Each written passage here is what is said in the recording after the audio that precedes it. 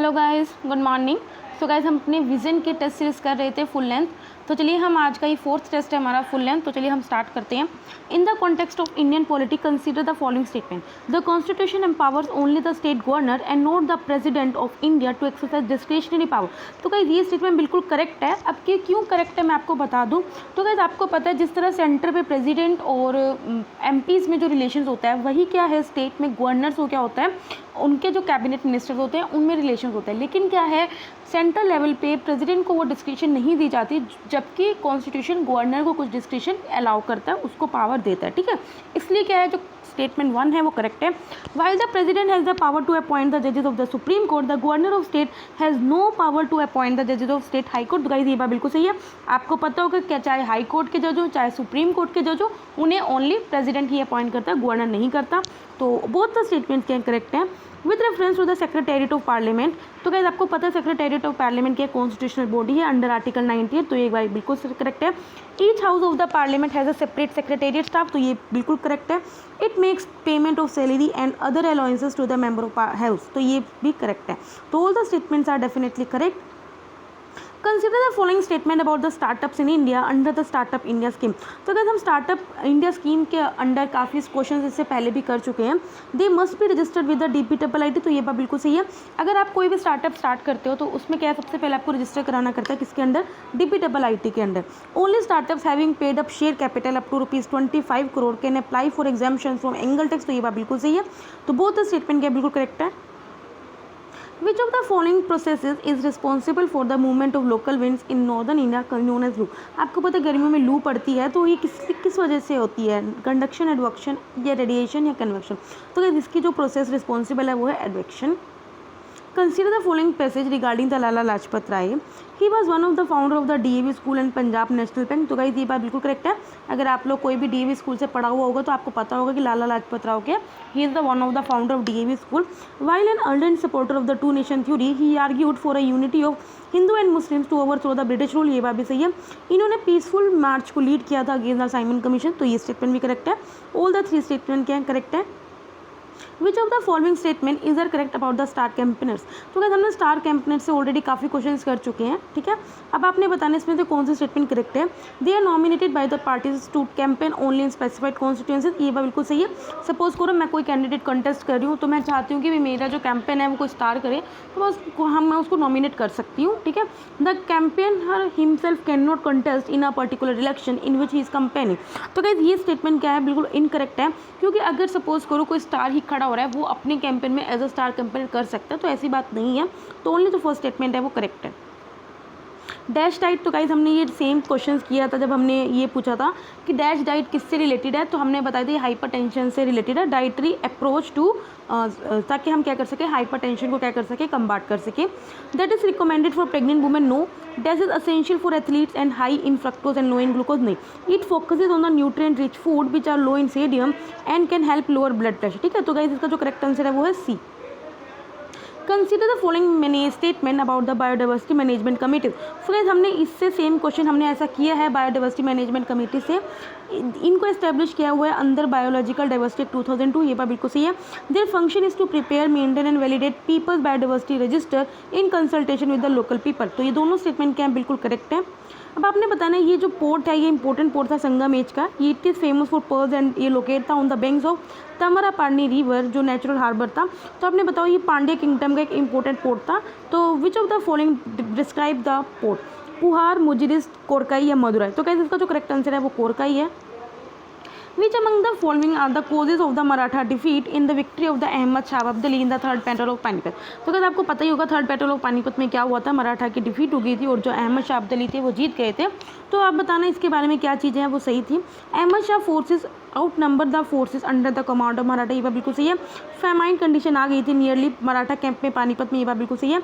Absence of support to the Maratha by the other powers of northern India. ये बात भी सही है, मराठा को किसी ने भी सपोर्ट नहीं किया था। तो all the 3 statement are correct.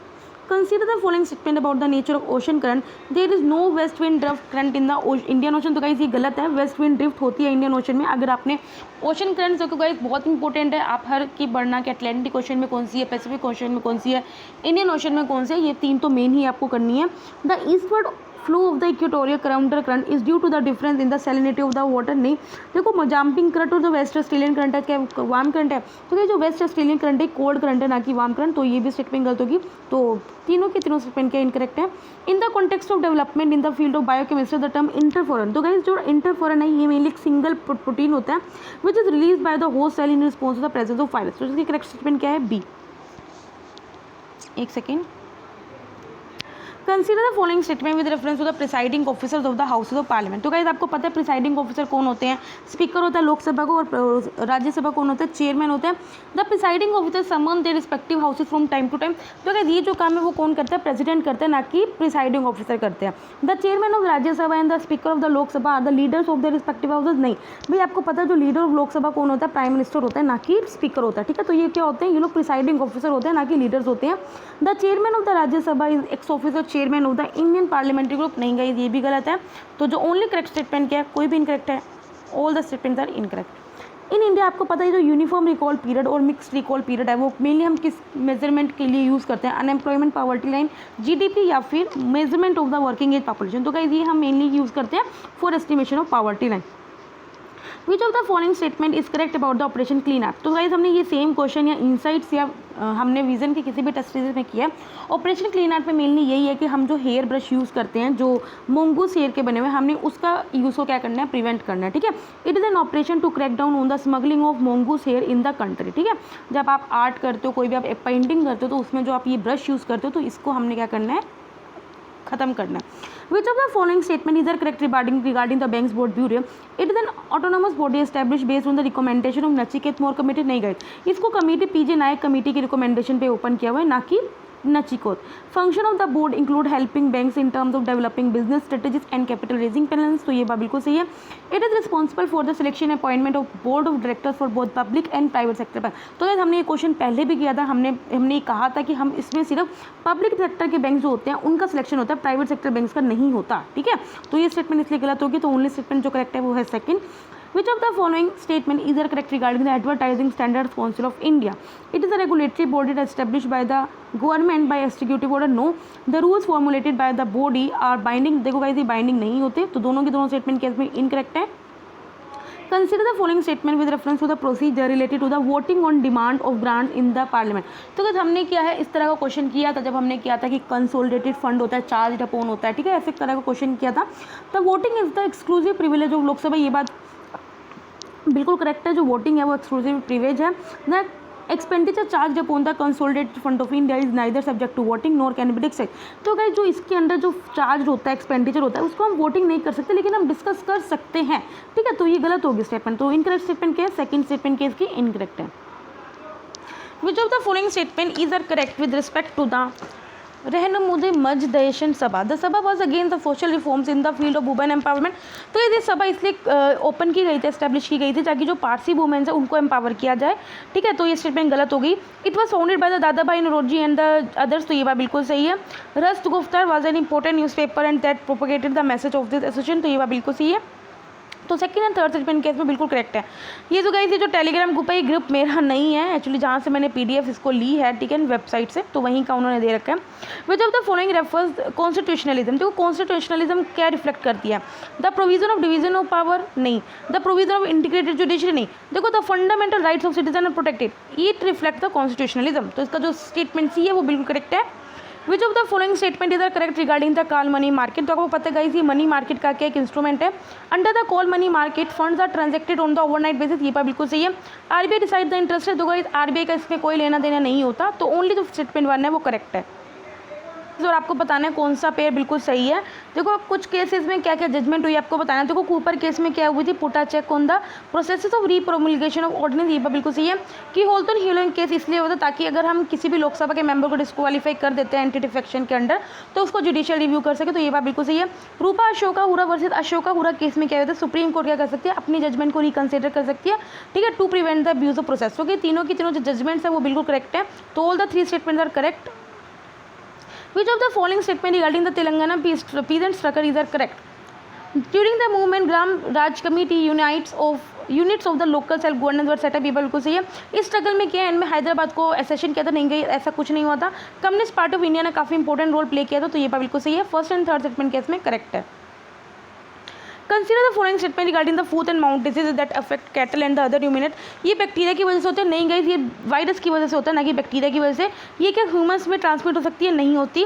The occurrence of the disease are confined to tropical countries, तो गाइस ऐसा कुछ नहीं है।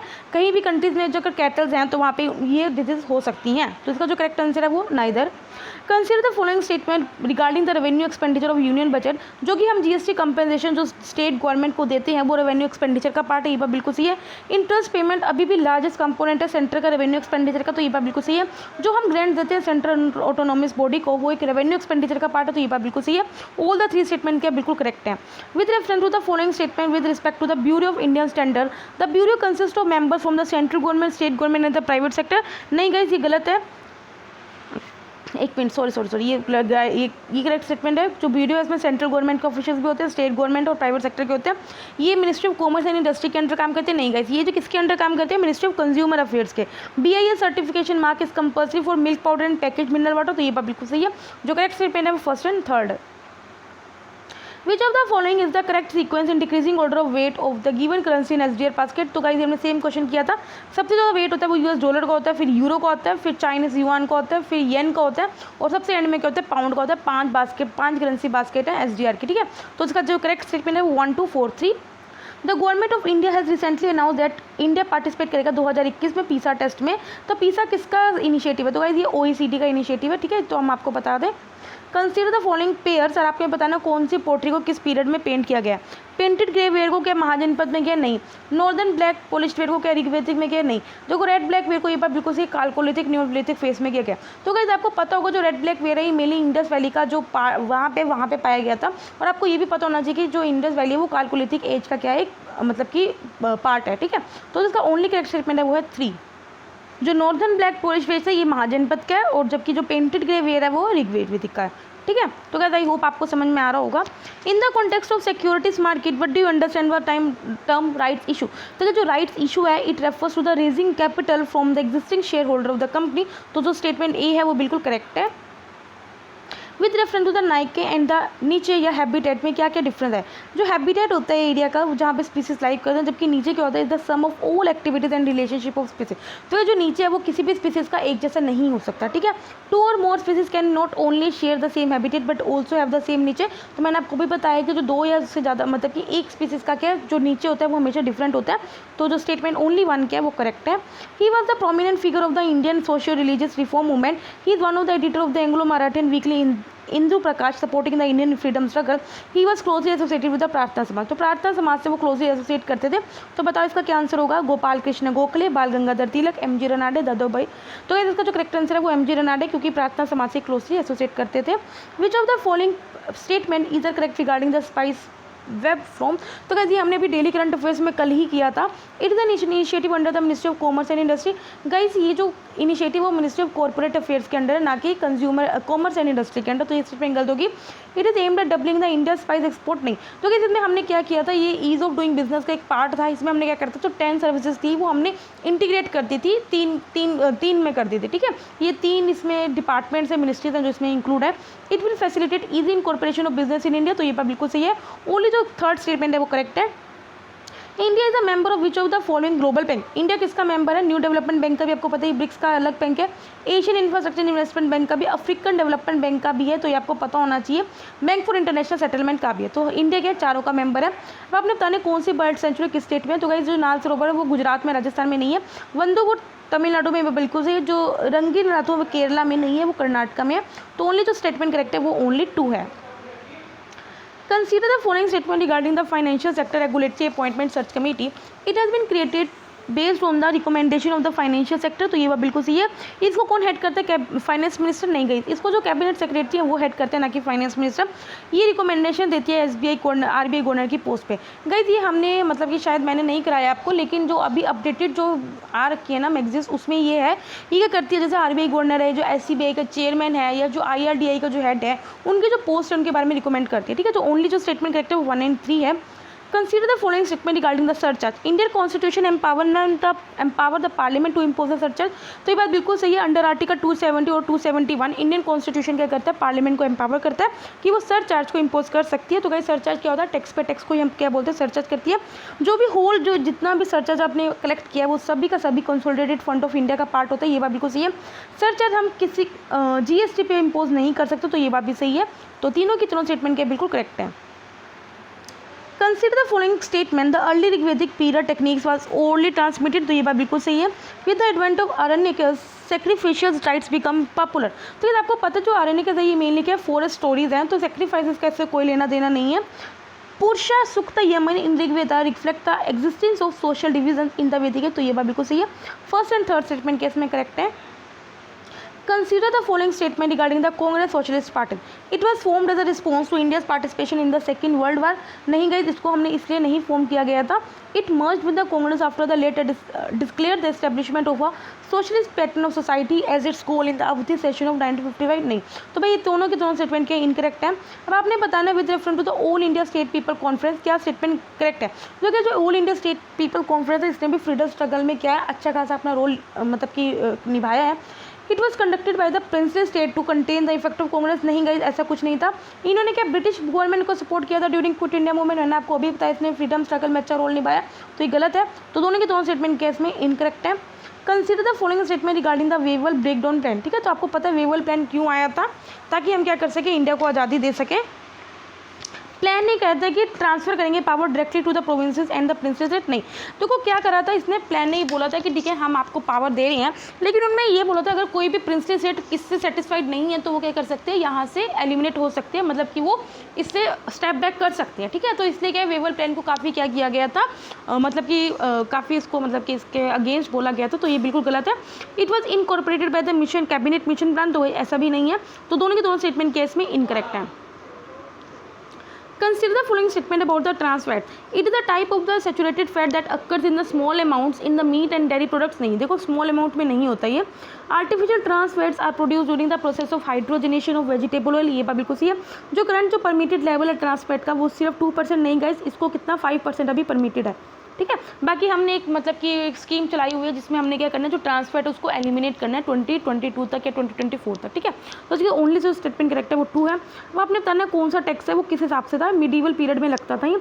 जो जीजिया था आपको पता ही नॉन मुस्लिम सब्जेक्ट्स पे लगता था, ये बात बिल्कुल सही है। जो उशर है ये क्या लगता था, मुस्लिम पीजेंट्स पे लगता था, जो लैंड उन्होंने लिखा, तो ये बात बिल्कुल सही है। बाकी जो जकत है वो tax levied by state to compensate for the sudden crash, तो ये गलत है।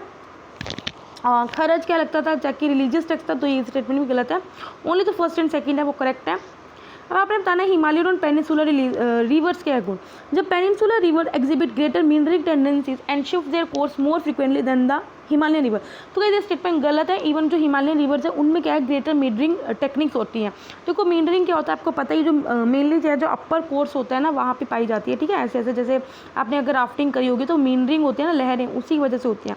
Himalayan rivers form a dendritic pattern in plains while peninsular rivers from trellis radial and the rectangular pattern, तो ये बात बिल्कुल सही है।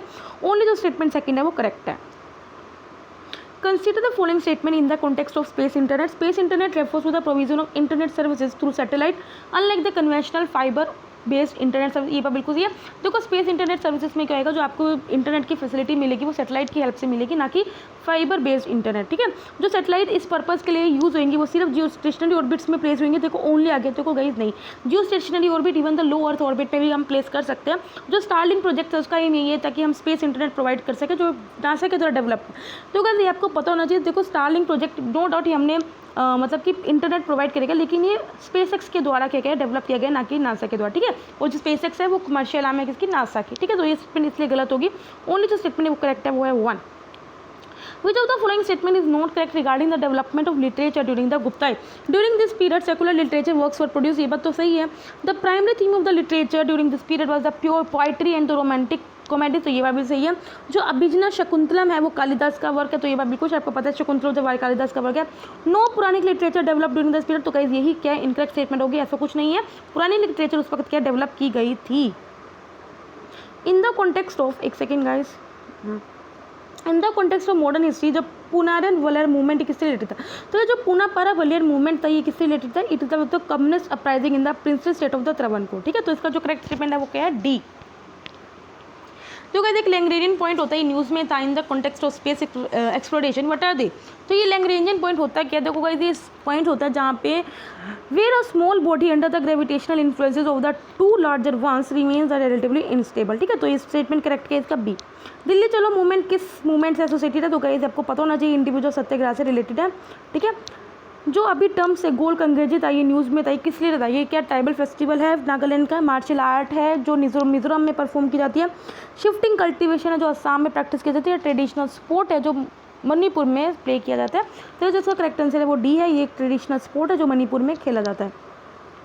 Consider the following statement regarding the primary deficit. तो क्या प्राइमरी डेफिसिट क्या होता है? It is equal to physical deficit minus जो आपके इंटरेस्ट पेमेंट करनी है उसको हम क्या बोलते हैं? Primary deficit. It is the difference between the revenue deficit and the grants for creation of capital asset. तो ये गलत हो गया। अगर हम प्राइमरी डेफिसिट को हम कम से कम करते हो तो इसका मतलब ये है कि जो गवर्नमेंट का जो डेप्ट है वो सस्टेन हो रहा है, तो ये बात बिल्कुल सही है। ओनली जो सेकंड स्टेटमेंट है वो करेक्ट है। अभी क्या देखो रिक्यूजल हमने पढ़ा था, राइट टू रिक्यूजल। देखो राइट टू रिक्यूजल में यही है कि सपोज करो किसी जज को मैंने एक केस अलॉट कर दिया तो वो जज क्या है उसको उस केस को लेने से मना कर सकता है, क्योंकि वो ये बोल सकता है कि मैं इस केस को परफॉर्म करने के लिए अनक्वालिफाइड हूँ। ठीक है, recusal means the withdrawal of the जज or juror from a case on the ground that they are unqualified to perform legal duties because of a possible conflict of interest or lack of impartiality. With reference to the recusal of judges which was recently in the news, consider the following statement. There are no written rules for a judge recusal. तो यार ये बात बिल्कुल सही है, कहीं भी कोई रूल कोई इसमें नहीं लिखा हुआ। जज क्या है सुप्रीम कोर्ट का, वो अपने आप को रिक्यूज नहीं कर सकता। तो गाइस ये गलत है। अब जज क्या खुद भी क्या कर सकता है? रिक्यूज कर सकता है। तो ओनली जो स्टेटमेंट वो करेक्ट है वो क्या है? 1। Consider the following statement with respect to the Kisan Credit Card Scheme. Under the scheme, farmers can avail of interest-free loan up to the rupees 1 lakh. तो गाइस ये गलत है, इंटरेस्ट फ्री लोन तो नहीं होता।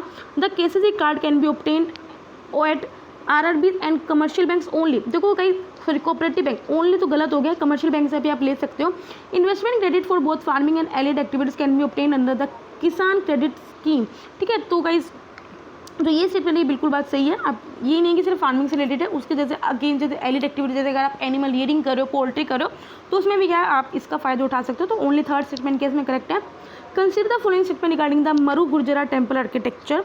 It was predominant area in the north western India. ये बात बिल्कुल सही है। इस टेम्पल में मेनली हिंदुज्म और जैनिज्म का इन्फ्लुएंस है। ये बात भी सही है। वास्तुशास्त्र एक इंपॉर्टेंट फीचर था इस टाइप ऑफ आर्किटेक्चर में। तो ये बात भी सही है। तीनों की तीनों स्टेटमेंट केस में बिल्कुल करेक्ट है।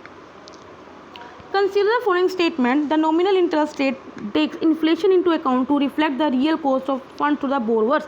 तो गाइस मैं आपको बता दूं, देखो जो रियल रेट ऑफ इंटरेस्ट होता है वो किसका होता है? वो nominal interest rate minus inflation होता है। तो इसको हम क्या करते हैं? कंसिडर में नहीं लेते, तो ये गलत हो गया। If the inflation rate is higher than the nominal interest rate, तो real value of the saving है फॉल होगी। ये बात बिल्कुल सही है। तो ओनली जो स्टेटमेंट है वो करेक्ट है। तो गाइस ये फॉर्मूला है, आप इस फॉर्मूले से क्या अपना पढ़ सकते हो। ठीक है, पॉइंट कैलिमरी वाइल्ड सेंचुरी, ये जो आपको पता ही तमिलनाडु में है, इसको भी क्लोज कर दिया गया due to the water logging issues caused by the heavy rainfall. Consider the following statement. It is a protected area recent in the Andaman island. मैंने आपको अभी बताया कहाँ है? तमिलनाडु में। It is one of the single largest stretch of the unique dry evergreen in the country. तो guys ये बात बिल्कुल सही है। ब्लैक बक यहाँ की फ्लैगशिप स्पीसीज है, ये बात भी सही है। तो 2 एंड 3 स्टेटमेंट कैसे करेक्ट है?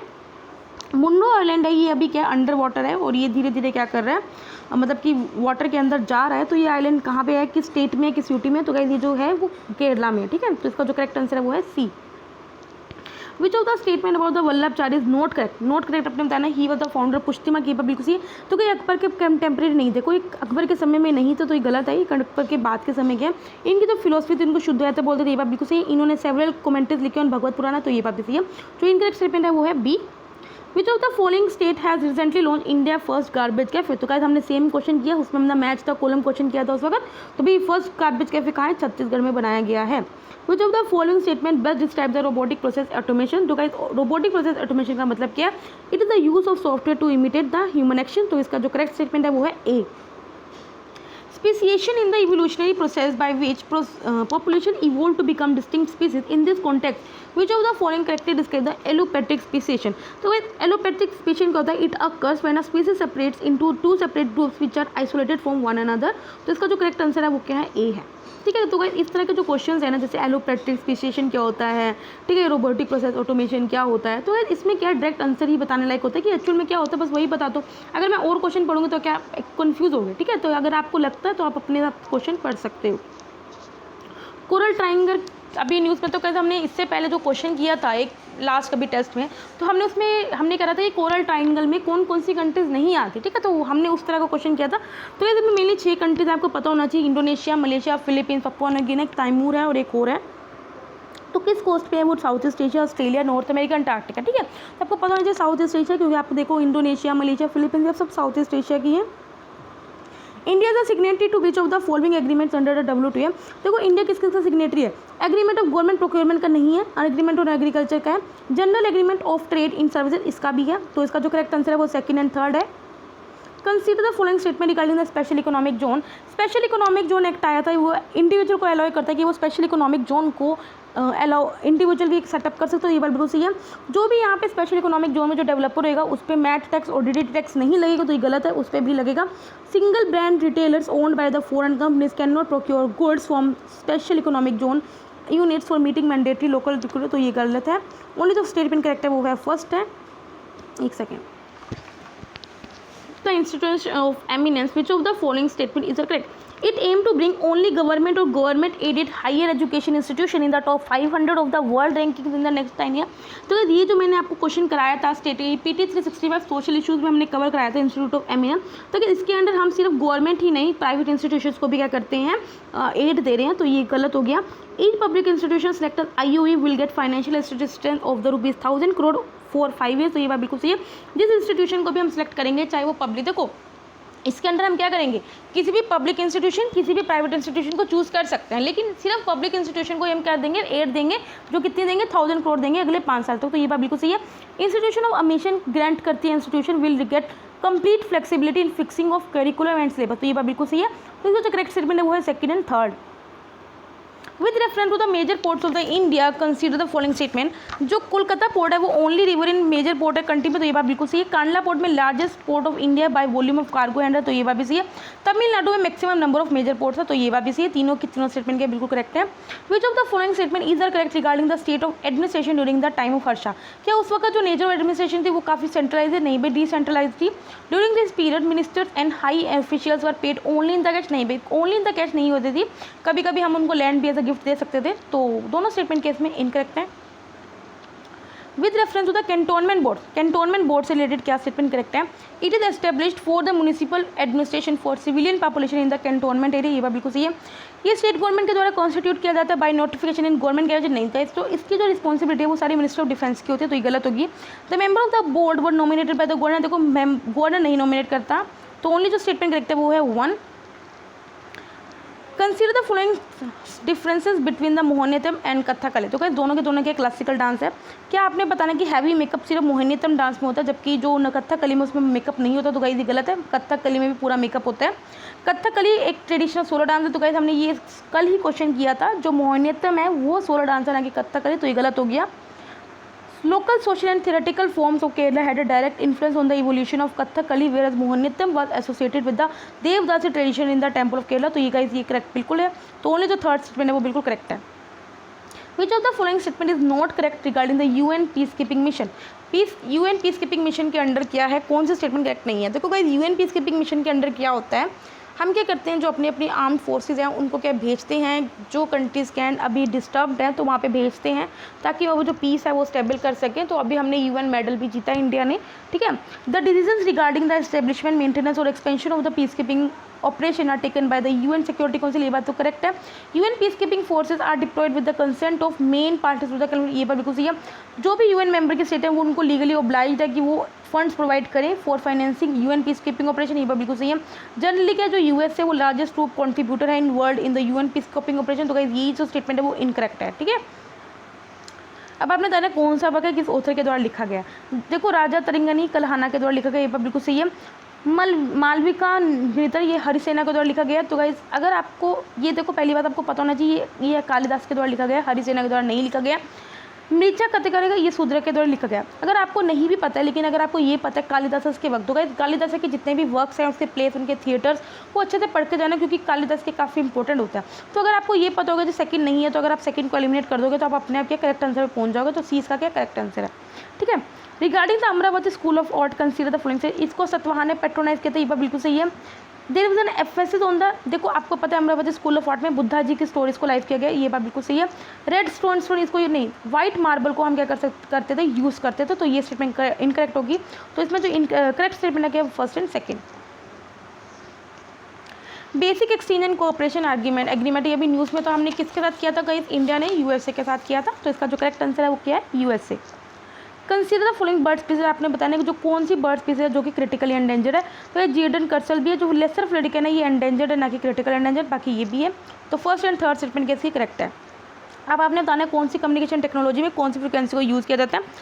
देखो जो वाईफाई ये बात बिल्कुल से रेडियो फ्रिक्वेंसी यूज़ की जाती है। लाईफाई में देखो हमने ये भी पढ़ा थी न्यू आर ए लाइट में, तो ये विजिबल लाइट रेंज यूज़ करेगा। जो ब्लूटूथ है इसमें इंफ्रारेड रेंज नहीं यूज़ की जाती, और ऑप्टिकल फाइबर कम्युनिकेशन में भी अल्ट्रावायलेट रेंज नहीं यूज़ की जाती। मैं आपको बताती हूँ अभी। तो ऑप्टिकल फाइबर कम्युनिकेशन होती है, इसमें हम मेनली कौन सी करते हैं, इंफ्रारेड लाइट करते हैं या फिर विजिबल लाइट करते हैं, ठीक है।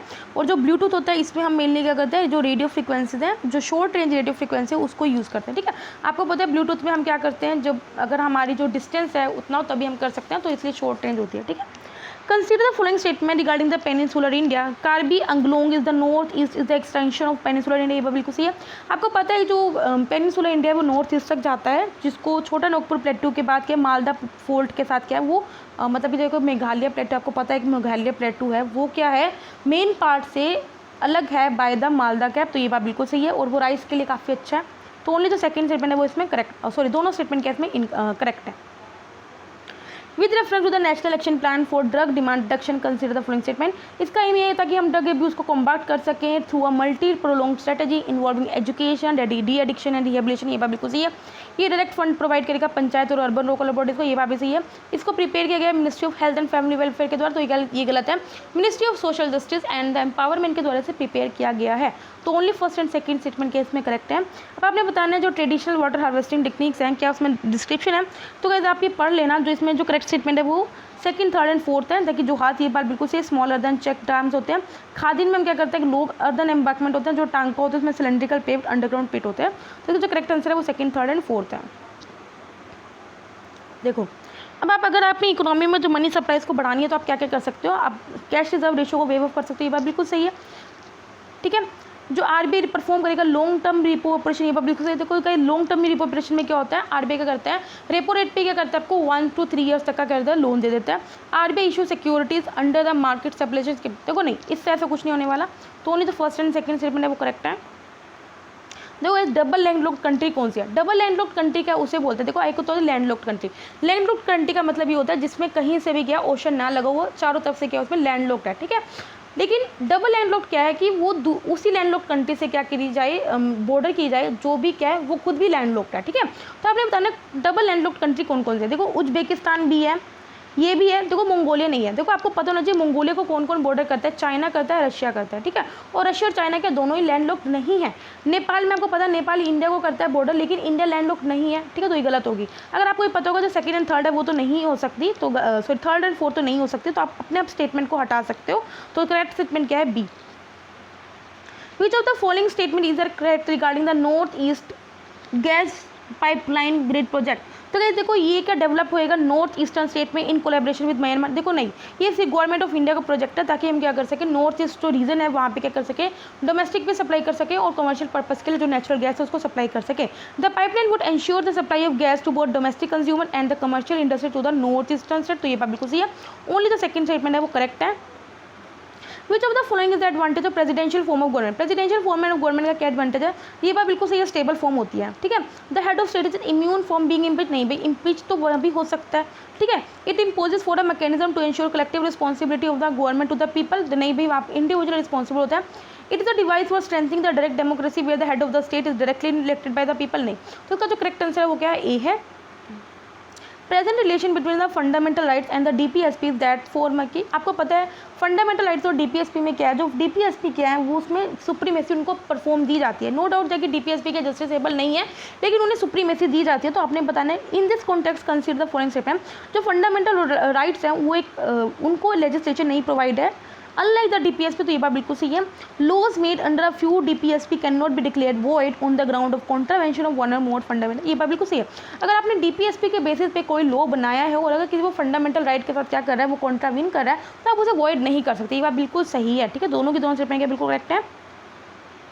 Consider the following statement in the context of oxygen solubility in oceans at constant atmospheric pressure, it decreases with an increase in the ocean temperature. जो अगर ओशन टेम्परेचर इंक्रीज होएगा, जो वहाँ की जो ओशन है की जो डिजोल्व ऑक्सीजन है वो कम होएगी। तो ये बात बिल्कुल सही है।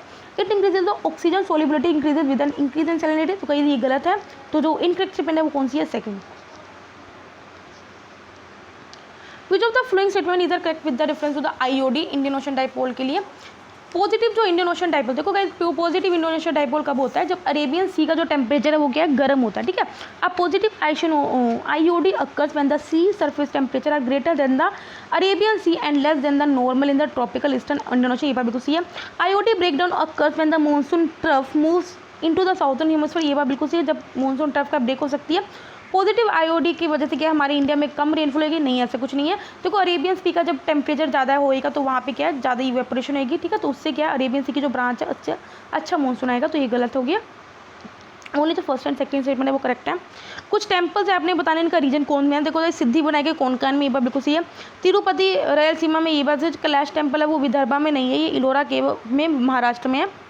कंदरबे महादेव बुंदेलखंड में, तो ये बात बिल्कुल सही है। तो इसका जो करेक्ट आंसर है क्या, फर्स्ट सेकंड एंड फोर्थ है। With reference to the UNESCO Man and Biosphere Program, consider the following statement. It was launched in the Rio Earth Summit, नहीं गाइस रियो अर्थ समिट में 3 जो फ्रेमवर्क आए थे कि तो यूएन फ्रेमवर्क और कन्वेंशन और ठीक है, फिर आया था यूएनसीसीडी आया था और एक सीबीडी आया था, ठीक है। तो आपको पता होना चाहिए।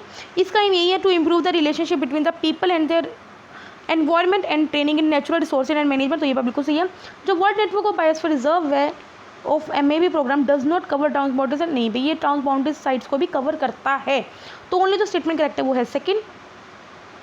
अब आपने बताना है अटल भूजल योजना के अंडर क्या क्या चीज़ें सही हैं। It will aid in completing, एक second, it will aid in implementation of the water security plan through the convergence of various scheme of central state government, ये बात बिल्कुल सही है। तो क्या जो अटल भूजल योजना है इसमें मेनली क्या जो ग्राउंड वाटर है उस पर क्या है फोकस किया गया है ताकि हम उसको रिन्यू कर सकें। It will help in improving the ground water monitoring network which will enhance ground water data storage exchange and analysis, ये बात बिल्कुल सही है। इसमें हम क्या रिवर्स को इंटरलिंक करेंगे, नहीं गाइस इसमें ऐसा कोई प्रोविजन नहीं है, इसके लिए कोई और प्रोविजन था। तो फर्स्ट एंड सेकंड स्टेटमेंट क्या इसमें करेक्ट है। Consider the following statement regarding the Paris convention for the protection of industrial property, ये मल्टीलेटरल प्रॉपर्टी है जो पेटेंट्स ट्रेडमार्क्स और इंडस्ट्रियल डिजाइन से डील करती है, ये बात बिल्कुल सही है। इट इज ये इसको एडमिनिस्ट्रेट कौन करता है, वीपो, तो ये बात बिल्कुल सही है। वर्ल्ड इंटेलेक्चुअल प्रॉपर्टी ऑर्गेनाइजेशन इसे एडमिनिस्टर करता है। जो खादी एंड विलेज इंडस्ट्री है वो भी क्या चाह रही है कि जो चरखा है उसे क्या किया जाए, मतलब कि प्रोटेक्शन दिया जाए, तो ये बात बिल्कुल सही है। All the 3 statement are correct.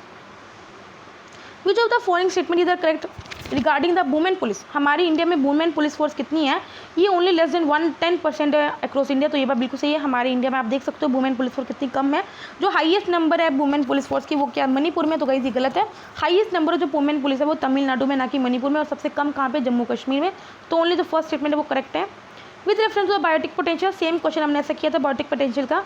Consider the following statement, it is the maximum rate at which the population can increase when the environment condition are ideal, ये बात बिल्कुल सही है।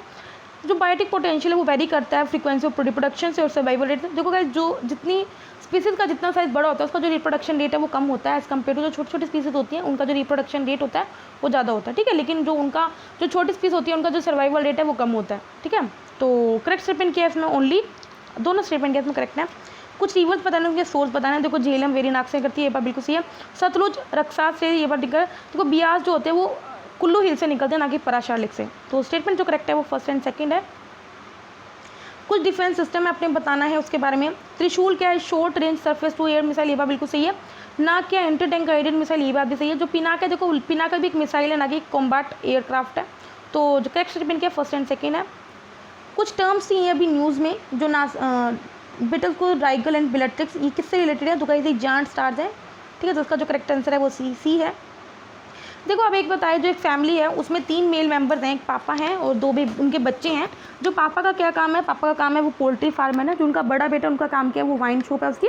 छोटा बेटा क्या है, वो न्यूज़पेपर बेचता है। तो अब हमें बताना है उसके अंडर जो only the commodity sold by the father and the younger son are subject to the application of GST. तो क्या जीएसटी ना ही पोल्ट्री पे लगती है और ना ही क्या लगती है, वाइन पे तो बिल्कुल ही नहीं लगती, और जो न्यूज़पेपर की सेलिंग पे भी नहीं लगती। ठीक है, तो ये स्टेटमेंट गलत होगी। The central government can levy and retain tax only on the sale of elder son. नहीं भी, वो किसी भी देखो जो एल्डर सन की पे टैक्स एक क्या लगती है, एक्साइज ड्यूटी लगती है, ना कि सेंट्रल गवर्नमेंट उस पर कोई टैक्स नहीं ले सकता अलग से। The father is exempted from paying income tax under the income tax act 1961। तो ये बात क्या है,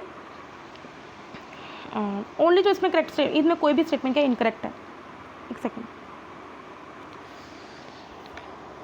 recognise the genetic express highway. तो कैसे हमने सेम क्वेश्चन किया था, जेनेटिक एक्सप्रेस हाईवे किसे बोलते हैं, तो हमने सब पढ़ा था। ये क्या करता है, ईस्टर्न घाट को वेस्टर्न से घाट के साथ कनेक्ट करता है। तो इसका जो करेक्ट आंसर है वो क्या है, पंचमाड़ी बायोस्फीयर रिजर्व। ठीक है, with reference to the infrastructure investment trust consider the following statement, it is a collective investment scheme which enable direct investment in infrastructure। पर ये बात बिल्कुल सही है। क्या सिर्फ इंस्टीट्यूशनल इन्वेस्टमेंट इसमें अलाउड है इन्वेस्ट करने के लिए, नहीं, कोई भी इंडिविजुअल इसमें इन्वेस्ट कर सकता है। जो infrastructure leasing and financial service limited है वो रेगुलेट करता है, नहीं भी SEBI है, securities and exchange board of India, वो इसको क्या करता है, रेगुलेट करता है। ओनली स्टेटमेंट 1 है वो करेक्ट है। With reference to the Shunyavada philosophy consider the following statement. ये क्या हीनयान स्कूल की फिलोसफी नहीं, ये महायान की है। It suggest that no one that one can reach the ultimate reality by avoiding the absolute views। ये बात बिल्कुल सही है। ओनली सेकंड स्टेटमेंट केस में करेक्ट है। Consider the following statement, a state can adopt any language not enumerated in the 8th schedule as its official language. ये बात बिल्कुल सही है। आपको पता है हिंदी और इंग्लिश क्या है, इंडिया की ऑफिशियल लैंग्वेज है, जबकि इंग्लिश क्या है और 8th शेड्यूल में नहीं है। तो ये बात बिल्कुल सही है। आइदर इंग्लिश और any languages along with English would be the link language for communication between the two state. देखो आइदर इंग्लिश, हिंदी भी हो सकती है, ठीक है, तो ये गलत होगी। जो भी सुप्रीम कोर्ट में प्रोसीडिंग्स होती है वो सिर्फ इंग्लिश में होती है। ये बात बिल्कुल सही है। Only first and third statement क्या करेक्ट है। लास्ट क्वेश्चन, रिसेंटली क्या there was growing awareness about the importance of geranium plant tree. तो क्या जेरेनियम प्लांट क्या है, ये मेनली वो ट्री है जिसकी हाई मेडिसिनल वैल्यू है। तो इसका जो करेक्ट स्टेटमेंट है वो ए है। तो इस तरह से हमने क्या विजन के भी 4 फुल लेंथ टेस्ट कर लिया और हमने ऑलरेडी इन साइड के 6 कर चुके हैं। तो टोटल हम 10 टेस्ट कर चुके हैं फुल लेंथ। बाकी का इस वीक क्या है, मैं फुल लेंथ टेस्ट लेके आऊँगी। नेक्स्ट वीक क्या फुल लेंथ टेस्ट नहीं आएंगे। तब तक ले बाय, टाटा।